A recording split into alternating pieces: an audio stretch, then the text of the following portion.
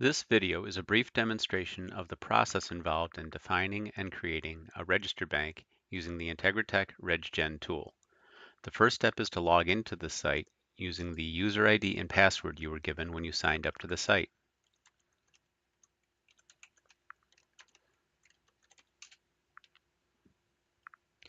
Once you have logged into your RapidFPGA account, you have the option to create a new project or to open an existing project. We will create a new project. This can be done from either the Open Project page or the Manage Projects page. We will do it from the Open Project page. Click on Create a New Project and give your project a name. In this case, I will call it Sample 1.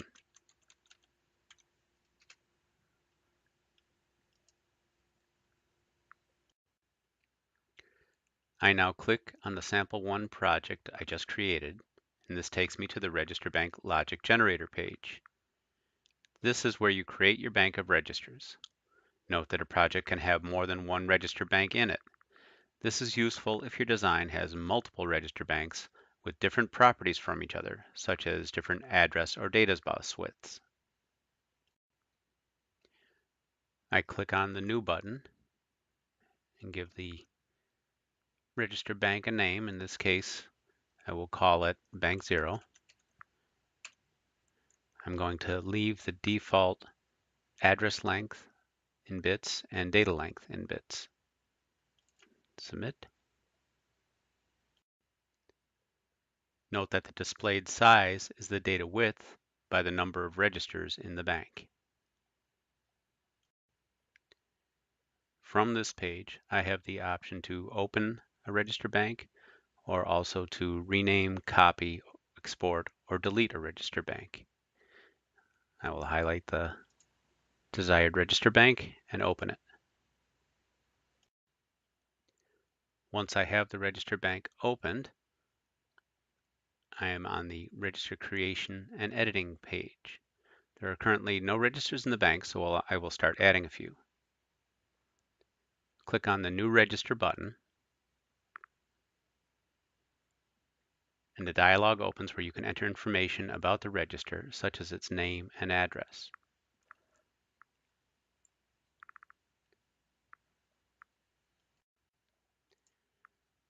I'm going to give it a simple name.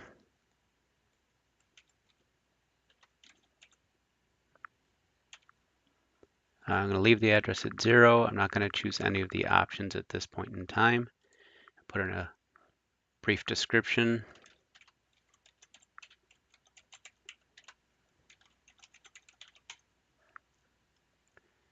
The description helps because when we generate the project, the documentation that is generated will be more complete if there are descriptions present. Now that the register has been created, I can see it in the list of registers over here, and here are the details about the register. At this point, the register has no fields because we haven't defined them yet. So I will start adding register fields using the Create button. This first register, I'm just going to give it a full width field and just make it a read-write register. So we'll call this my field 0. I'm going to give it a length of 16 since that's register length. The default value, I'll leave it 0. I'll make it read-write. Give it a description.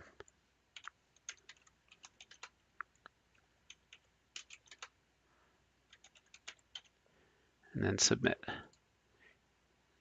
See that the fields are listed in this table at the bottom of the page, and there's color coding, and when you hover over the field, you get a description of what's in the field.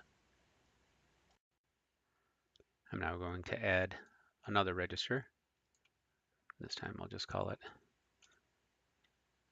my reg1. Because it's a 16-bit data width, I'm going to make the addresses increment by 2 because I want byte addressing in this case. And I'm just going to put anything in the description. So now you'll see both registers listed with the address. I select the second one and I'll start adding fields. We'll make the first field a 4-bit read-write register with a default of 0. Don't really need anything in the description. It's only there for show at this point since this isn't a real project. I guess I need to put the name in. So I put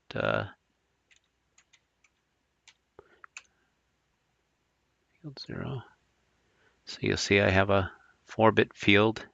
By default, it puts it in the lowest bits of the register. If I wanted to move it up, I would add some reserved bits. And let's say I added 4 reserved bits.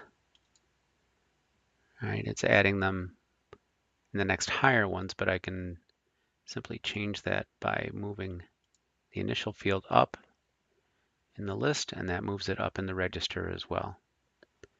So now I'm going to add another field. This one I'll leave 1 bit, and I'm going to make it a read-only field this time.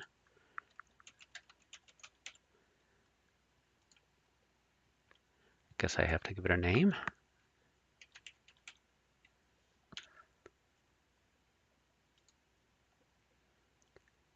You see it adds it above the previous ones, and I can, again, let's say I wanted to put the read-only or the reserved bits between the read-write and the read-only. Another useful feature is the duplicate feature. So I want to create a register that I can then duplicate it. It's useful if you want to have an array of registers with similar properties. In this case, I'm going to create an array of 8 registers, and I'll just make them simple read-write registers, but they can be anything. So first I'll create a new register and call it array reg 0. I'm going to put it kind of on a 8 or 16 byte boundary. So I'll give it a hex address of 10. Just call it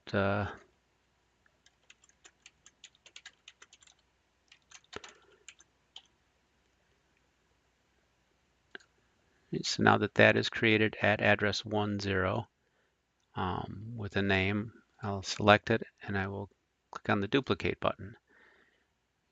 I'm going to say let's make 7 more of these registers since we already have 1 and I'm duplicating it.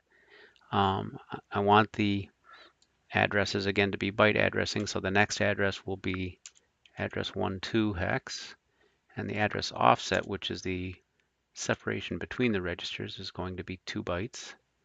So I'm going to say confirm duplication, and now you see I have 10 through 1E, and note that it has automatically named the registers. I did not put any fields in this register, so I should have done that before I started, but shows the general principle of creating using the duplicate feature to create an array of registers.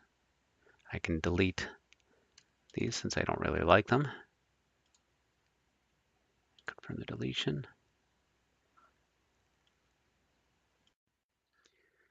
I just redid that duplicate operation, and in this case I added a field. You can see that each of the registers has the same field, even with the same field name.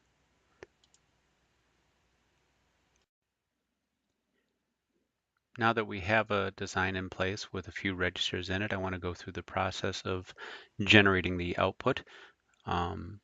So obviously the generate button is key in that process. I click on generate. The first step is to choose what the interface to the register bank is. This is the protocol interface. The choices are Axie4, Avalon, and SPI. Note that the SPI interface is a particular SPI design with a certain register width, so that's somewhat custom, but it can be leveraged. So we'll stick with Axie4 for the purposes of the demo. We'll do VHDL output. The option to bundle all is essentially to take all of the outputs from the register bank and bundle them all into a single bus. Not what I want for this design, but in some cases you might want that.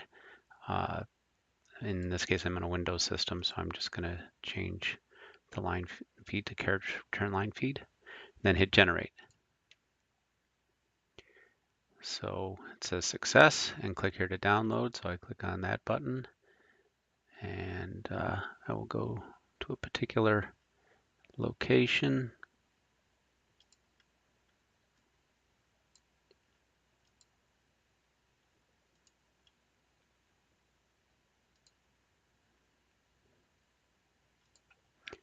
Save it here. Now that that is saved, I'll open up the folder that contains that, and it's simply a matter of extracting it.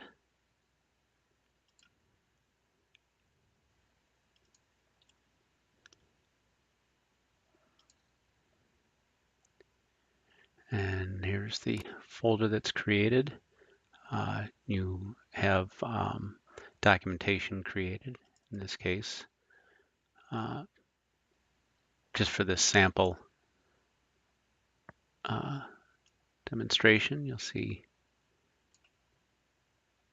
that we have the addresses and description of each of the registers. And there's also a nice summary in an XLSX format.